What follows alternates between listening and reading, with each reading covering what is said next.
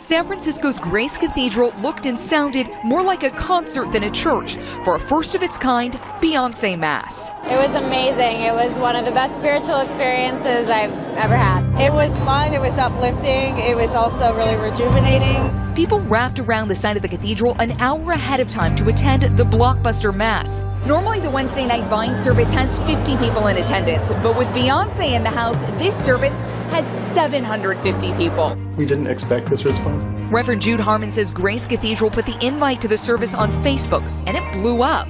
We thought it would be kind of a small, like exploration as a community about what it means to lift up Black female voices. I use Beyoncé as a central figure to have these conversations about the realities that Black women face. Reverend Yolanda Norton is the brain behind Beyoncé Mass and gave tonight's sermon. Norton is a professor at San Francisco Theological Seminary and teaches a class on Beyoncé and the Hebrew Bible. She explains that she's using Beyoncé's wide appeal to bring a diverse group of people together. I know people think that, we're worshiping Beyoncé. None of that is true. This is a way to just have different kinds of conversation. Norton says nothing is scheduled yet, but this will not be the last Beyoncé Mass. The pastor of an Episcopal church that held a Beyoncé Mass last Wednesday for a crowd of more than 900 people defended his decision to do so. The special worship service, given by guest Reverend Yolanda Norton at Grace Cathedral in San Francisco, highlighted Beyoncé's music and how it relates to the spiritual experience of Black women, as well as the issues they face in society. Pastor Jude Harmon explained of the sermon at his church. I know there are people who will say using Beyoncé is just a cheap way of trying to get people in the church. He further explained, Jesus used very provocative images in the stories he would tell to incite people to ask hard questions about their own religious assumptions. He regularly provoked, "We're following in the way of Jesus." Norton, assistant professor of Old Testament at San Francisco's Theological Seminary, preached the message taken from her course on Beyoncé and the Hebrew Bible, which highlights the themes in the pop star's music as well as the injustices experienced by Black women. The unique service was organized by The Vine, the church's contemporary ministry, which holds services every Wednesday night that are aimed at young worshippers. Harmon told reporters that on a typical Wednesday night, roughly 50 people attend the Vine's non-traditional Mass, a shocking contrast to the nearly 1,000 who gathered for the April 25th service. We didn't expect this response. We thought it would be kind of a small exploration as a community about what it means to lift up Black female voices, because traditionally, the church hasn't done a great job of that. The large cathedral was dimly lit with purple lights for the evening service. As guests filled into the church and everyone was seated, the church's lead singer launched into the gospel rendition of the Destiny's Child song, Survivor. It was followed by a prayer and a reading from a speech by the late Ella Baker, an African-American civil rights and human rights activist. I want to submit to you that the conclusion to all of this is love. The best rage that we have against empire is love.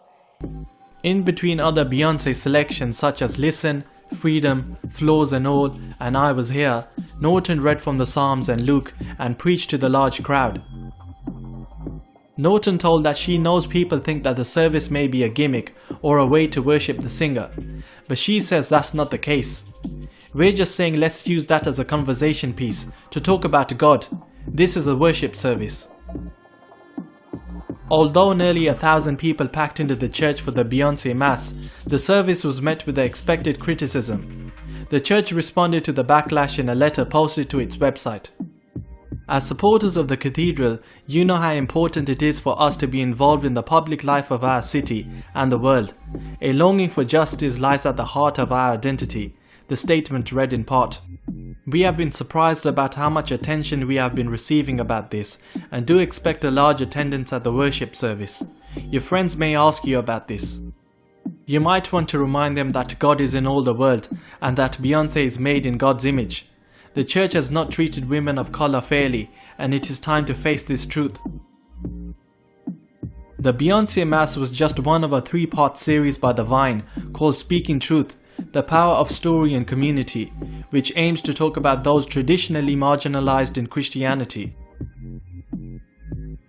The Grace Cathedral seems to be boasting about the media attention it has received for this misguided form of worship.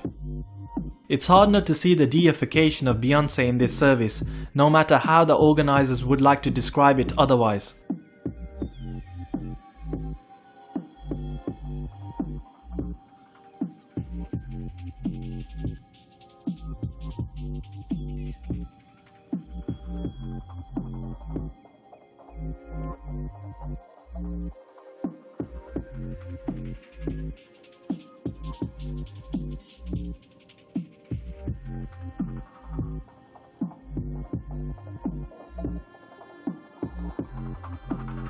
She kind of is a god, so like she's pretty amazing. Like she's kind of a superhuman, so I think that's amazing that she's like taking people to church here, so that's kind of cool.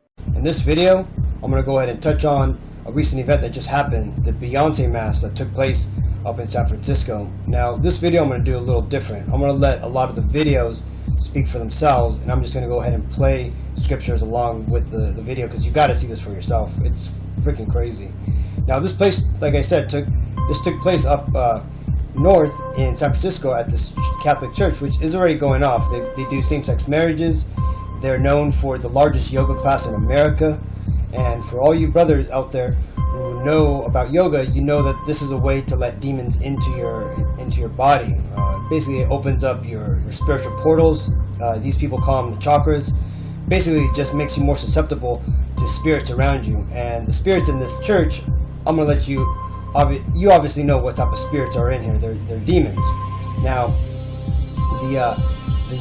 this yoga practice comes from Kabbalah, which is like the magical sect of Judaism, which is not of the Bible. Now, this is just this is the demon who actually started this mass. Let me read this. This is 1 Timothy 2:12. But I suffer not a woman to teach, nor usurp authority over a man, but to be in silence. For Adam was first formed, then Eve, and Adam was not deceived, but the woman being deceived was in the transgression.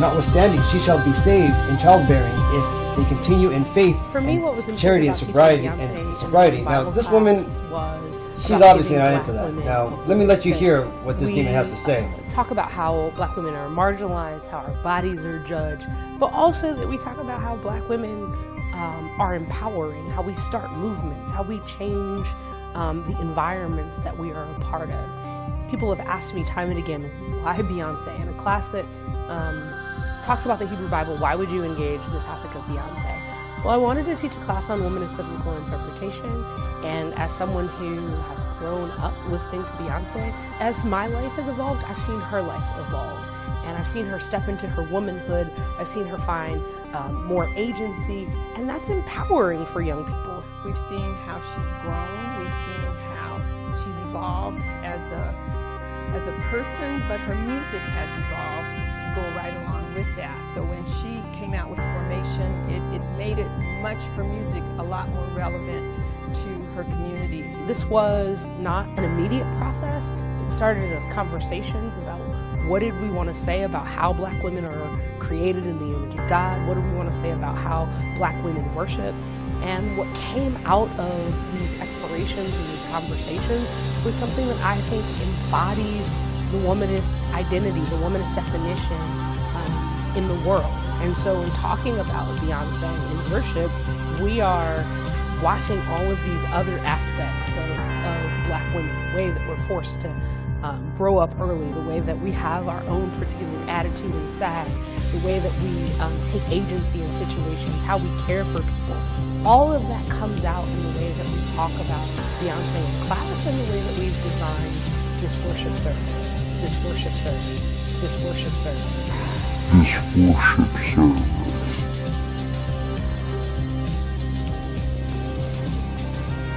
Now, as you can see, Beyoncé has taken on the role of being Semiramis, or Isis, known by the Egyptians.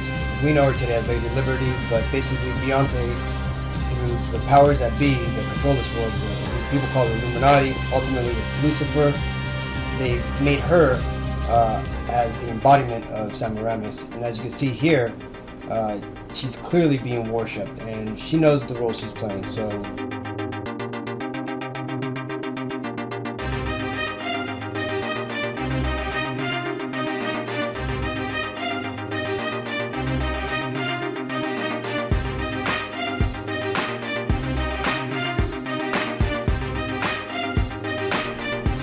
now, Semiramis, she originally started off in Babylon as the wife of Nimrod.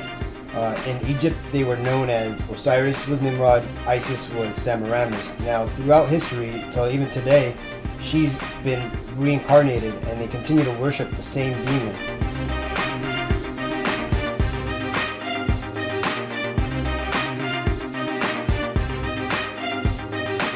When I performed Crazy in Love at the BET Awards, it was almost like my coming out.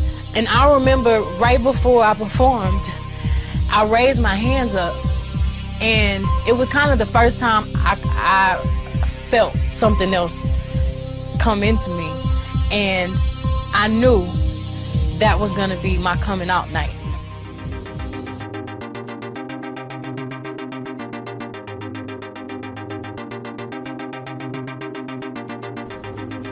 Sirach 19:29. A man may be known by his look, and one that hath understanding by his countenance when thou meetest him. And Sasha was in full effect. Yeah, Sasha is my alter ego.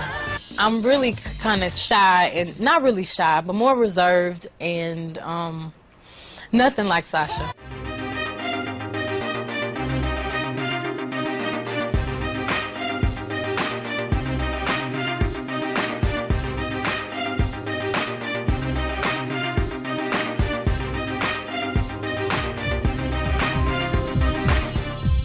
Many years ago, I named my alter ego Sasha, and it's something that stuck.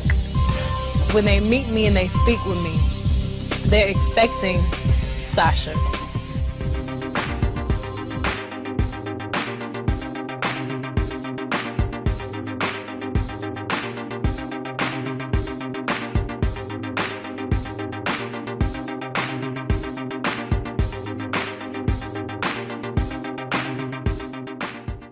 You know, she can do things that I cannot do when I'm in rehearsal. I mean, I can try, but then it just doesn't happen. I can sing notes and sing strong and do all these things that when I'm just by myself, I can't do.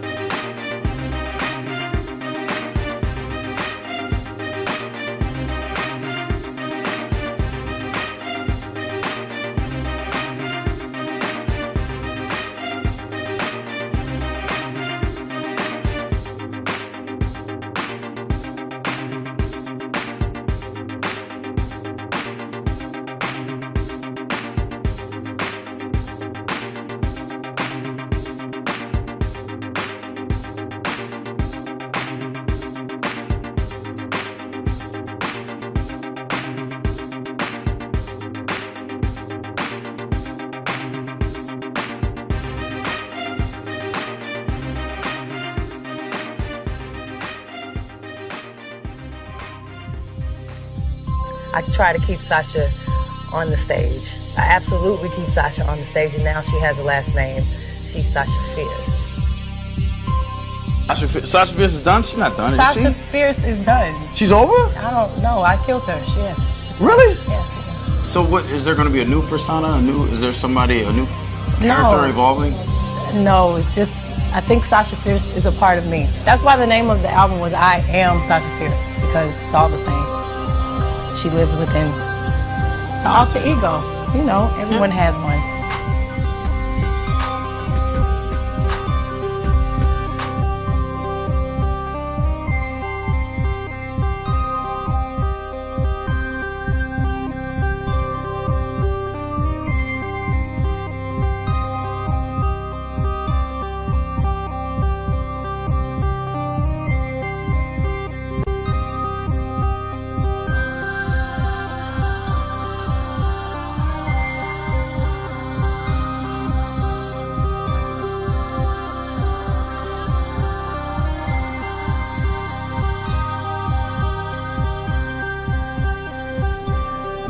So as you can see, she's obviously doing the magical rituals to summon these demons.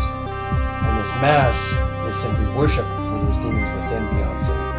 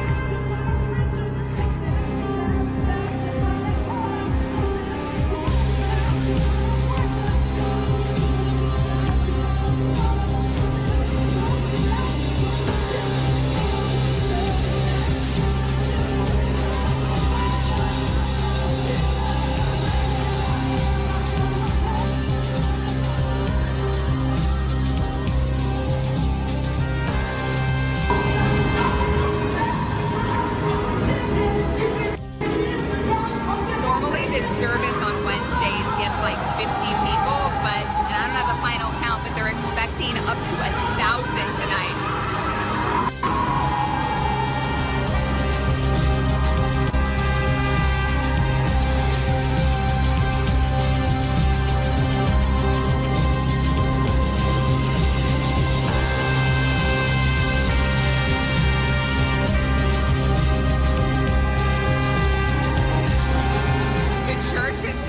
Surprised by the response to this, and there's tons of media here. HBO is actually here shooting this, so it's a big deal. I don't know if you guys can hear me, and you probably rather hear Beyoncé, so I'm going to turn the camera back around.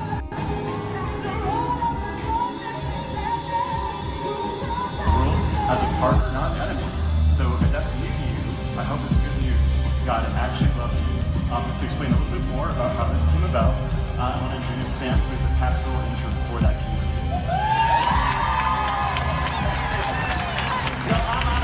Because we sang Beyoncé in church. Holy cow! My name is Sam Lundquist. I'm the pastoral intern at the Vine. I work very closely with Jude. I'm so grateful you're all here. This service began as a chapel service that me and my colleagues at San Francisco Theological Seminary, led by Reverend Yolanda Norton, we put together a chapel service based on our Beyoncé and the Hebrew Bible class, and then we turned it into this. So you are here to enjoy that, and today is all about exploring how Black women find their voice, represent the image of God, and create spaces for liberation. That's why we're here today.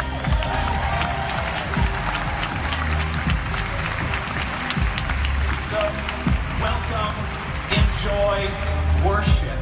And before we do, let's pray. Spirit of our hope and life, you brought all things into being. And by your word and wisdom, you declared them good. Exceedingly good. Be with us tonight. May you bless our time together as we call forth truth in this house of prayer for all people. We ask your forgiveness for all those times your church has neglected to lift up and celebrate the many voices you cherish and speak through in creation. Breaker of chains, tonight may we sing, may we dance, may we shout together. So that we may feel your spirit moving as a love that knows no borders while we work toward emancipating our own hearts. In joyful expectation of that day when you shall lead all of your children into the light of your perfect freedom. And God's people said, Amen. Love you all. You know, and to develop ours to our fullest capacity, which He has endowed us. We are not in the final stages of freedom struggle. We are really just beginning. We are just beginning the freedom struggle, And let me tell you why. Because even tomorrow, if every vestige of racial discrimination were wiped out, if all of us became free enough to go down and to associate with all the people we wanted to associate, we still are not free. We are free until within us we have that deep sense of freedom from a lot of the things that we don't even mention. I want to submit to you that the conclusion to all of this is love. The best rage that we have against empire is love. If you really want to rage, here it is. Dance like no one's watching. That's rage. Push for your highest dream. That's rage. Laugh in the face of those that seek to bring out your tears. That's rage. If you really wanted to be committed to rage, live into the fullness of God's great commission. For when we love in the face of hatred, empires fall. They may fall slowly, they may crumble more quietly than we might like. Guarantee that if we rage together in love.